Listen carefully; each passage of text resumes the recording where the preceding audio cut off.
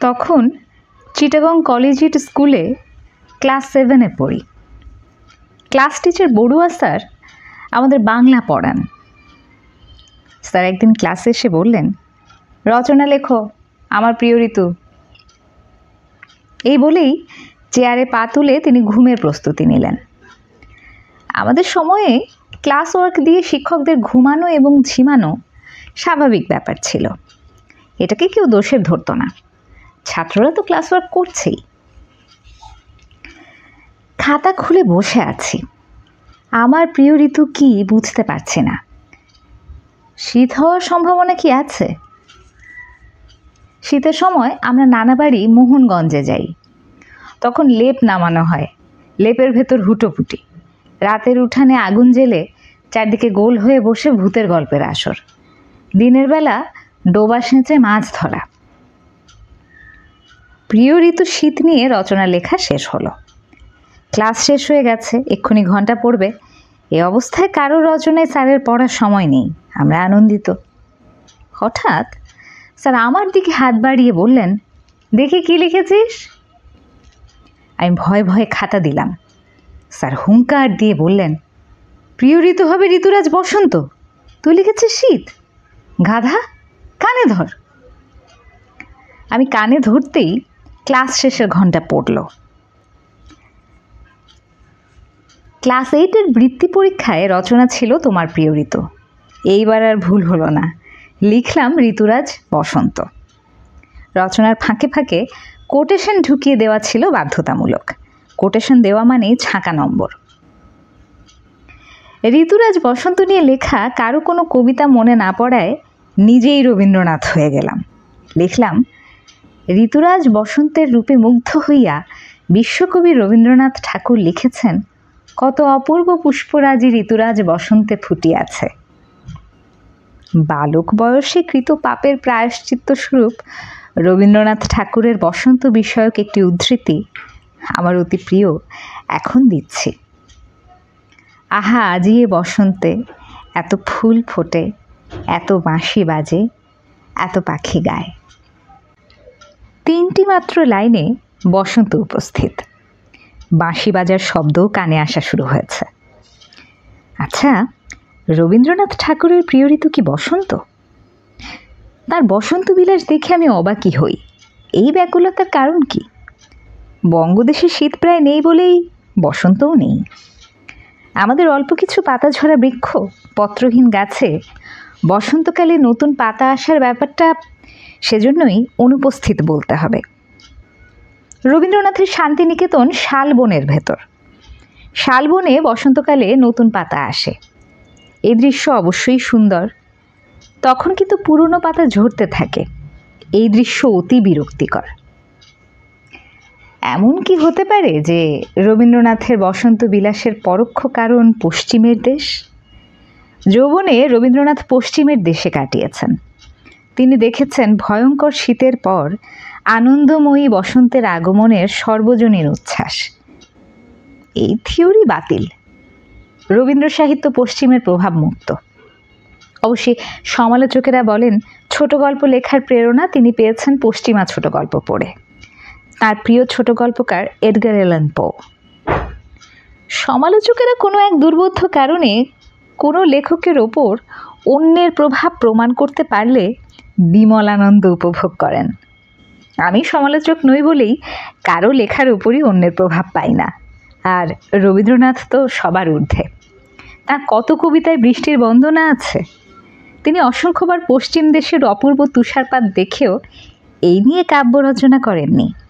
অন্যদিকে আমাদের জীবনানন্দ দাশের পশ্চিমা সাহিত্যের মুগ্ধতা চলে এসেছে তার কাব্যে। তিনি হয়ে গেছেন হেমন্তের কবি। তার হেমন্ত বঙ্গদেশের হেমন্ত না, পশ্চিমা হেমন্ত। ফুল ও পাখির বসন্ত জীবনানন্দকে ছুঁয়ে যেতে পারেনি। বসন্ত এসেছে এই খবর আমি পাই নুহাশপল্লীতে।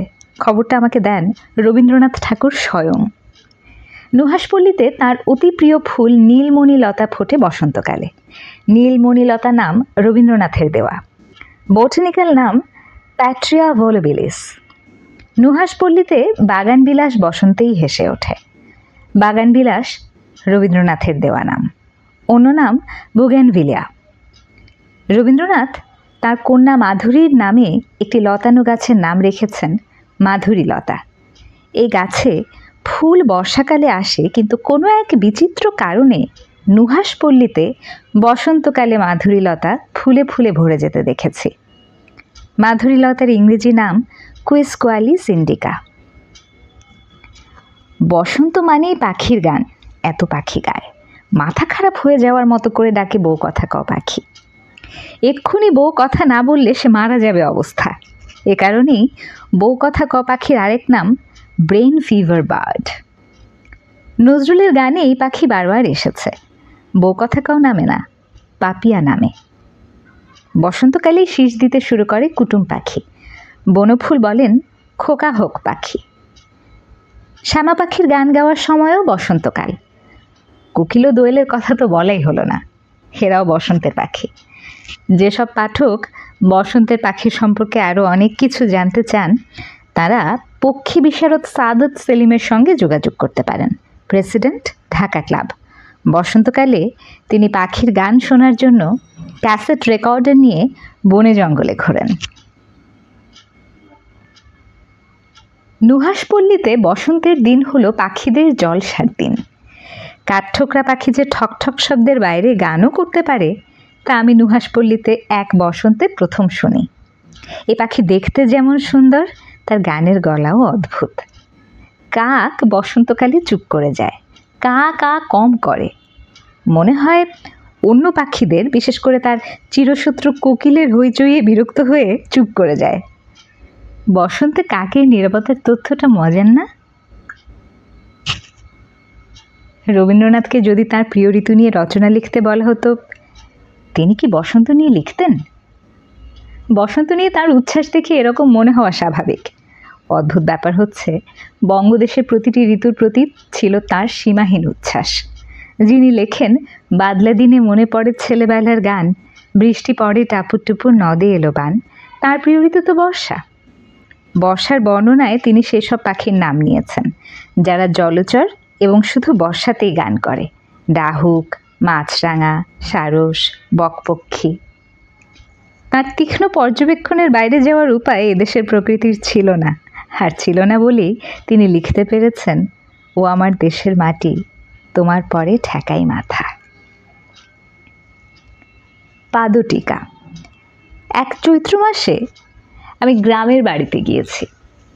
রোদের তাপে প্রকৃতি ঝলসে যাচ্ছে, মাটি ফেটে চৌচির, আকাশ পিঙ্গল। হঠাৎ দেখি একটা শিমুল গাছ। গাঢ় লাল রঙের ফুল এমনভাবে ফুটেছে যে মনে হয় রোদের তাপে গাছে আগুন লেগে গেছে। আমি মুগ্ধ হয়ে গাছের নিচে দাঁড়ালাম। অবাক হয়ে শুনি পটকা ফোটার মতো শব্দ হচ্ছে। শিমুল ফুল গুলির মতো শব্দ করে ফাটে এবং বীজ থেকে বের হয়ে ছোট্ট মেঘের মতো তুলা বাতাসে উড়তে থাকে।